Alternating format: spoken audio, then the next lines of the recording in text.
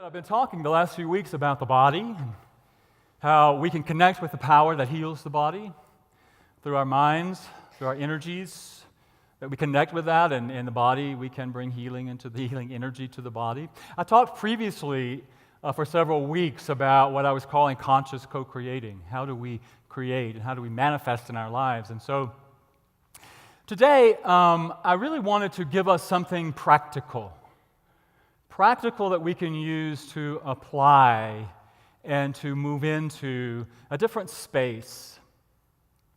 Because what I have found, and maybe you have found this as well, especially lately with this knee thing that's been going on, is that sometimes it is challenging to remove our focus from the condition. Has anybody else experienced that?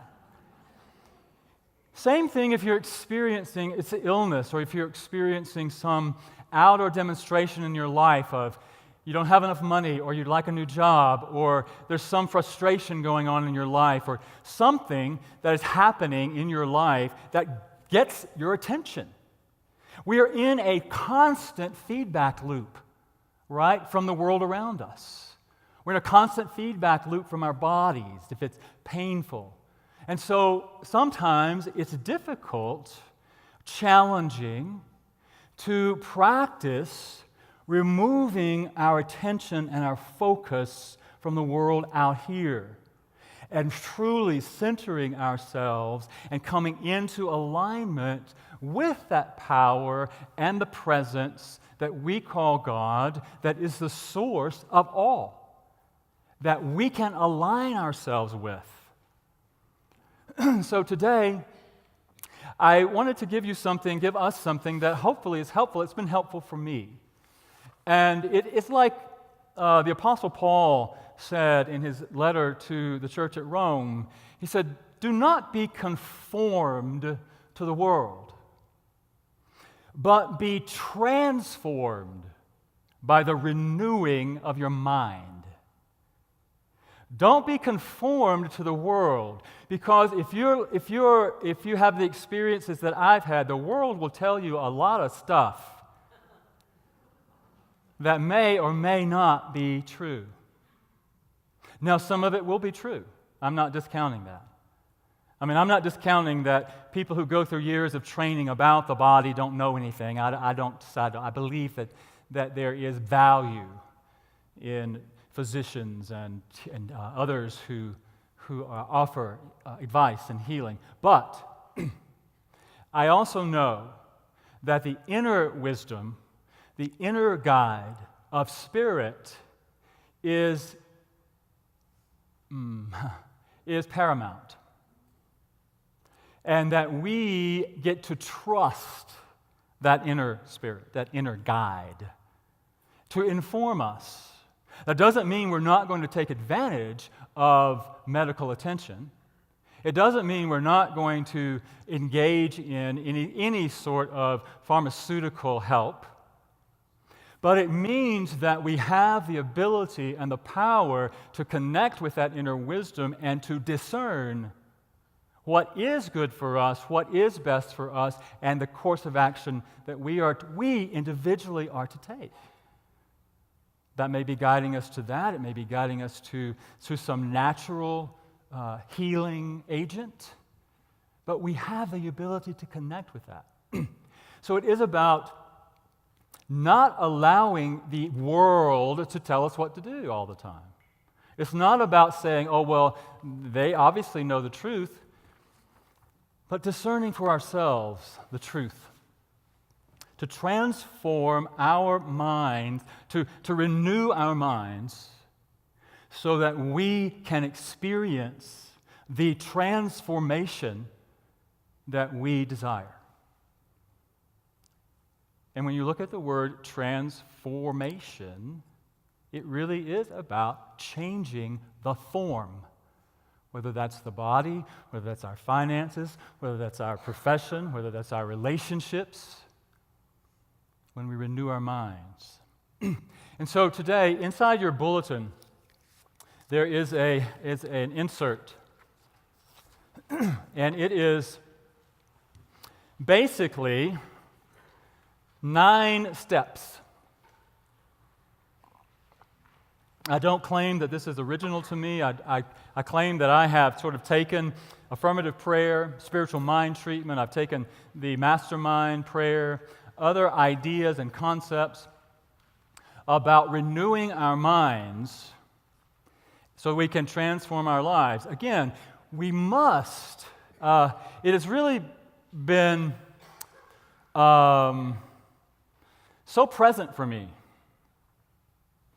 that for me to accept my own healing or to accept my own prosperity, to accept anything in my life that I desire, for me it is so important to remove my focus from it and connect with the life energy that God is.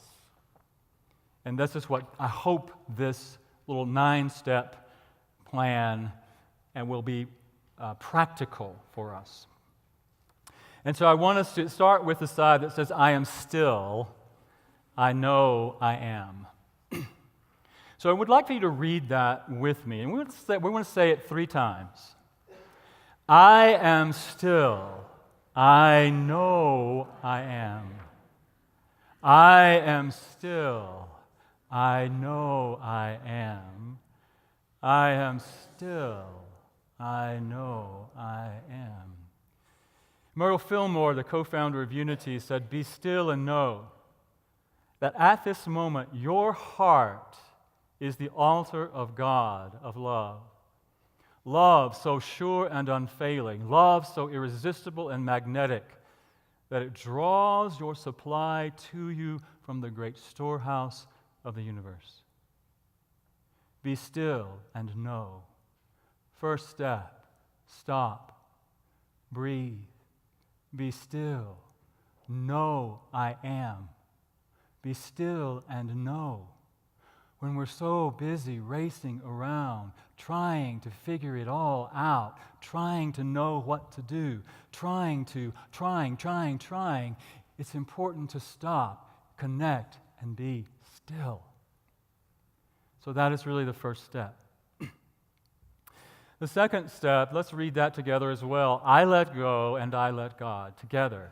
I let go and I let God. Again. I let go and I let God. Again. I let go and I let God.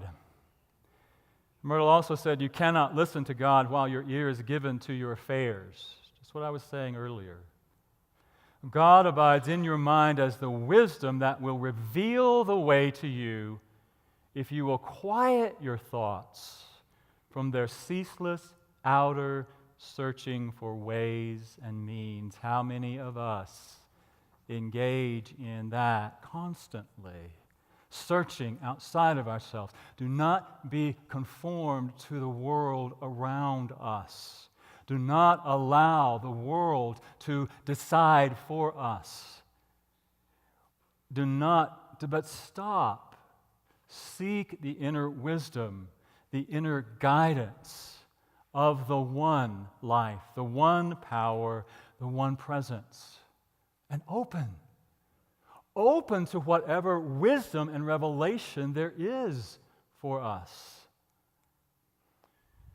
So, I'm going to ask us now to sing another song.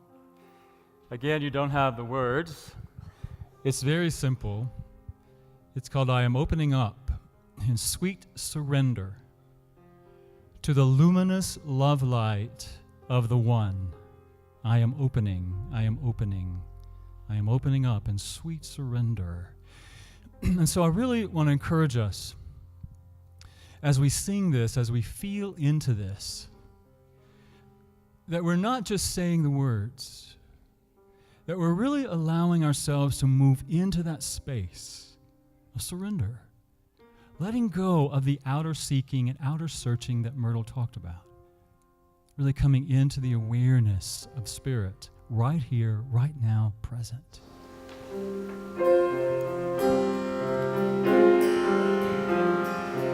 am opening up in sweet surrender to the luminous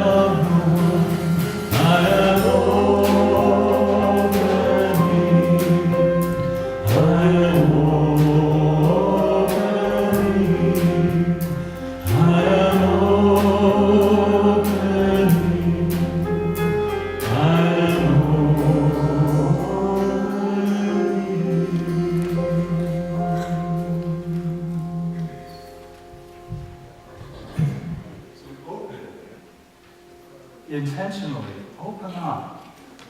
We've stopped. We breathe. We rest in the awareness of the I am, I'm still, I know.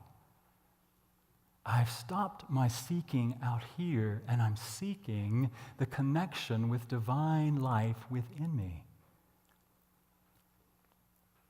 And so, when the next affirmation I invite us to say together, I am one with infinite wisdom. Together. I am one with infinite wisdom. Together. I am one with infinite wisdom. Once again. I am one with infinite wisdom. And Eric Butterworth says, the light is where you are, and it is the complete answer to what you need now and always. The light you seek is not somewhere else, but where you are. And this is important as we understand what we know as prayer. Don't ask God to guide you or beg God to make the choice for you. Instead, affirm that you are in the flow of light and God is the light. You are in it. It is in you. Know that there is that in you that knows the right and perfect direction for your life. And affirm that you are now acting under that guidance. There is that within you. Call forth light.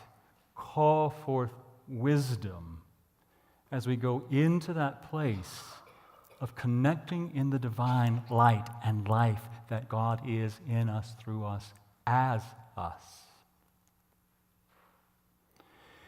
And then also it's important to know, as Jesus said, the kingdom of God is within you. The kingdom, all that God is, all the love, all the light, all the health, all the wealth, all that you can possibly desire is within your grasp, within your ability to connect with and to demonstrate and to bring forth into and through your very life. We have the ability to connect with that and to demonstrate it in our lives. You and I are heirs to the kingdom of God, the fullness that we can possibly imagine that God is. And so I invite us to say that affirmation together as well. I am heir to the kingdom of God. Once again, I am heir to the kingdom of God. Again, I am heir to the kingdom of God. And from the Learner's Workbook and from Unity School, we establish a firm base on which our illumined thoughts will rest by having unshakable faith in them. Faith commits us totally to the spiritual truth. Despite all appearances, we know that all is well because we have faith in God's unfailing good.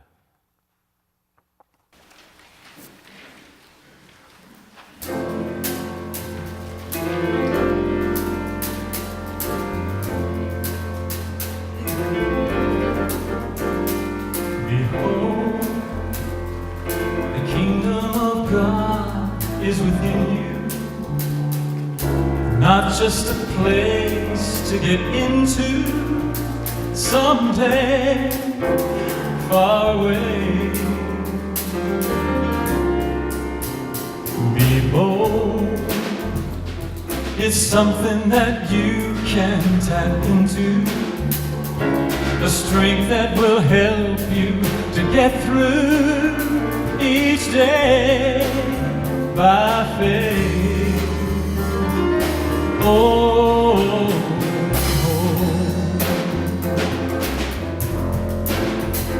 believe the kingdom of God is at hand within each woman and man. Believe, receive the truth that is setting you free. The miracle in you release. Receive Realize, open your eyes, behold, the kingdom of God is within you. It's not just a place to get into someday by faith. Be bold, it's something that you can tap into, a strength that will help you to get through each day by faith. Oh, behold, somehow reach down inside you and find love that's been there all the time. Somehow, right now, somebody's broken and sad. They need you to give what you have right now. Realize, open your eyes, behold, the kingdom of God is within you. It's not just a place to get into someday by faith. Oh, be bold. It's something that you can tap into, a strength that will help you to get through each day by faith. Oh, behold. Oh, behold. Oh, behold.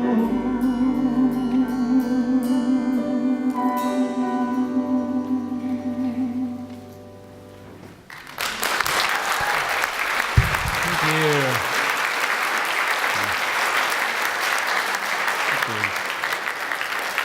Yeah, that song was written by our friend Gary Len Floyd, and it's on one of his CDs. Many of you have heard him sing that. So, great song. I love that idea.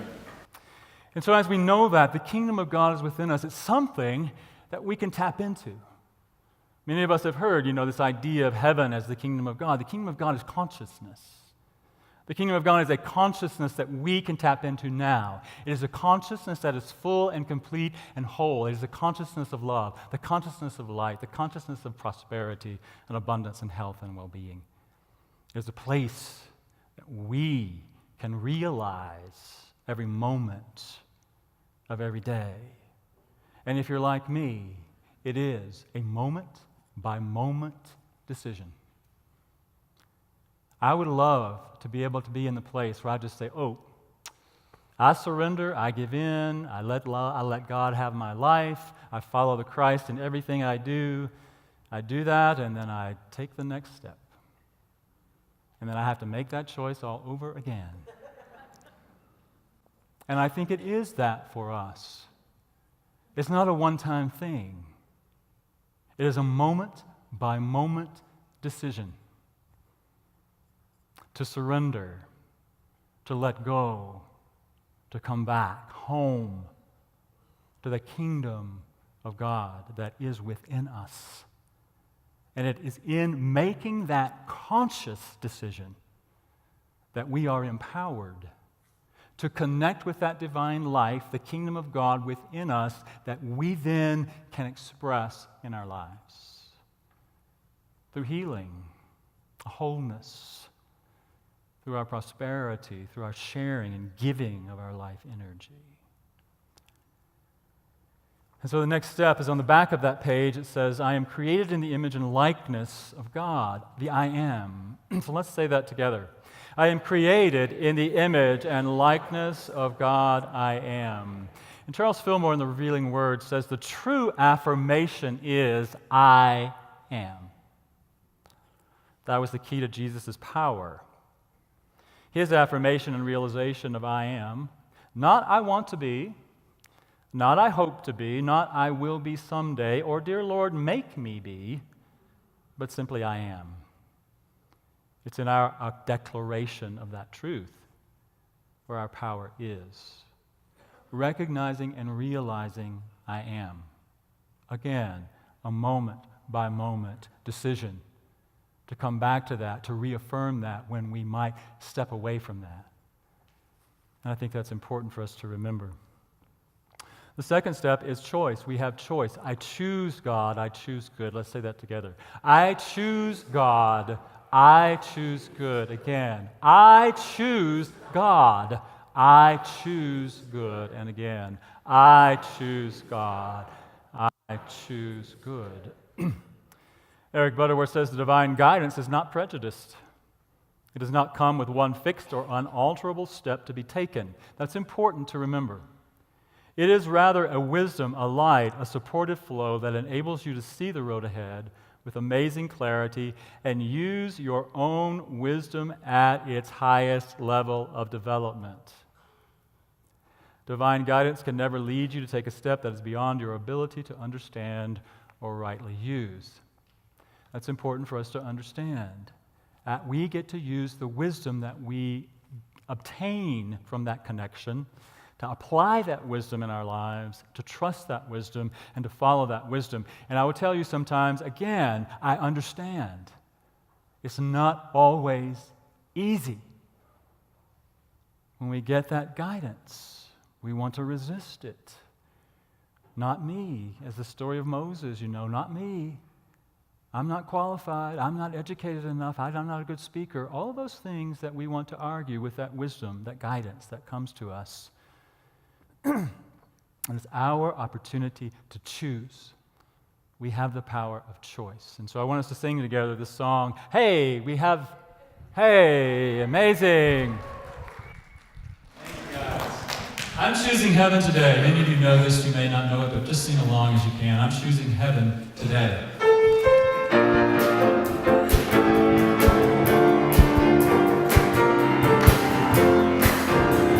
I'm choosing heaven today. I'm choosing heaven today. I am walking the road of heaven right now, singing, I'm choosing heaven today. I'm choosing love today. I'm choosing love today. I am walking the road of love right now, singing, I'm choosing love today.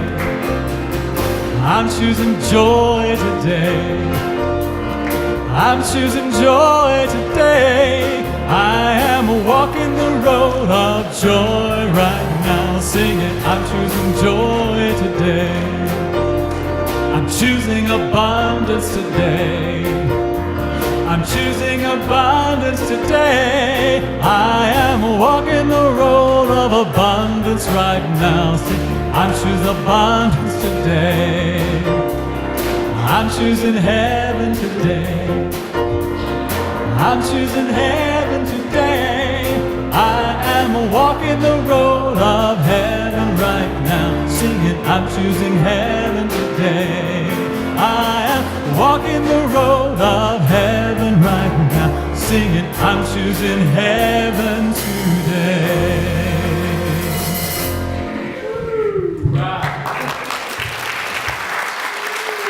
Reminds me of that saying that says, if you find yourself walking through hell, keep on going.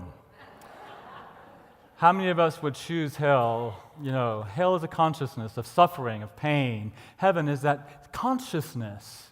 Again, it's a consciousness that when we remove our focus from the condition, the world around us, and bring our focus into the life, the power, the presence, the mind of God, that we return to that consciousness of heaven, God, good, truth.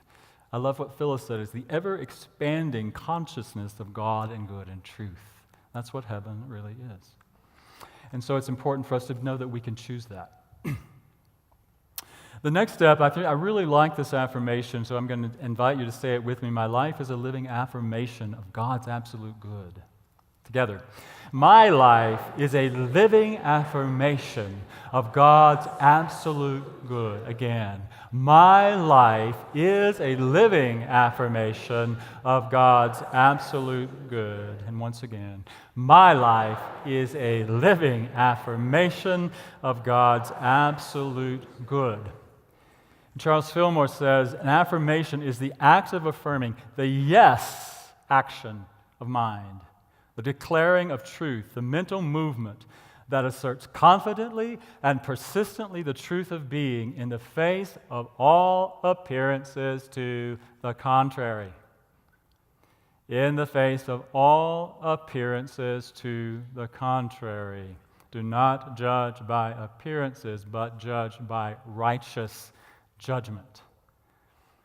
Affirming the truth that we know in the midst of what appears to be in opposition to the truth that we know is our opportunity to say yes to God, yes to Spirit, yes to life, yes to health, yes to abundance, yes to love, yes to joy, yes to life. My first ministers used to have us do this. Then let's just do this together. We're going to say yes to God. I want you to do it like this. Yes, yes, yes, yes to God. I say yes, I affirm my truth. And then the next step is I am open to the flow of good. Now this is important. Again, it's important for us to be open and receptive to the good that comes into our lives and not try to push it away. How many of us have an issue with accepting help, asking for help, receiving our good? This is an important step. Because if we're resisting, if we don't think we're worthy, somehow we're not good enough, somehow certain I'm a sinner, I don't deserve to have my good. No, it's important for us to recognize we are worthy, we are open, we are receptive to all the good that God is in our lives, all that is available to us in every moment. And open our arms wide. Yes, God, I accept. I like that. Let's do that. Just say, yes, I accept. All right, I'm open and receptive to the good that God is flowing in my life. Emily Cady said, remember this, desire in the heart for anything, listen to this, desire in the heart for anything is God's sure promise sent beforehand to indicate that it is yours already in the limitless realm of supply. And whatever you want, you can have for the taking. Now remember, taking is simply recognizing the law of supply and demand. It's not about asking, it's not about begging, it's not about beseeching God for something. It is about opening to receive and claiming our good, knowing that the law of supply and demand works. When I demand, the supply shows up. It's really the law of demand and supply. And she talks about that in the book, too, as well. When we demand upon the universe, and again, it's not like, here, give me mine. It's about the demand is claiming. It's about accepting and allowing. And so if we want healing, we have to be open to allowing it. If we want abundance and prosperity in our lives, we have to be open to allow it and accept it and receive it. And that's an important, really important step. And then the last step is gratitude. So let's say this together. I am grateful for all that God is through me. And I would also add as me. So let's say that again. I am grateful for all that God is through me and as me. Again, I am grateful for all that God is through me and as me. And Charles Fillmore says, praise and thanksgiving impart the quickening spiritual power that produces growth and increase in all things. So it is important, the attitude, the energy of gratitude and thanksgiving is a vital energy that adds to the energy of that which you are wanting to receive and wanting to create in your life. Feel gratitude. Feel the gratitude. And what I want to say too about that is that if we go through these steps, if we really stop, connect, be still, and know that I am. If we open, we stop that outer searching for the world to solve our problems, to meet our needs, and simply open to the wisdom, to the light, to the truth that is within us. Connect with that, affirm that, have faith in the thoughts that come to us, the guidance that comes to us, and follow that guidance. If we are open and receptive to the things that show up in our lives, if we accept it, we say yes to God, we accept it, we open up, and we have this realization through the power of faith, knowing, as Emily Cady said, that it is the assurance that it is already there in spirit. How can we feel anything but gratitude? How would anything else be possible? If we know the truth, we've connected with our divine nature. We know that God is the absolute good that lives itself in us, through us, as us, and in that knowing, what else could arise but a sense of gratitude and appreciation? And so I invite us to feel that, to experience that, to express that. And so I know this has been a lot of words. I know that I've kind of run through this very quickly. But as I said, I want us to have something practical to take with us as we are moving through challenging experiences in our lives. Because as we teach in unity, as what we teach about prayer and what Centers for Spiritual Living teaches about mind treatment, Myrtle talked about that. Remove your focus from the outer. Remove your focus from the condition as much as you possibly can, and focus on the life that is expressing in you, through you, as you, and allow that life to have its life in you, through you, as you, and in your life. Let go. Let God. That really is the basis for it all.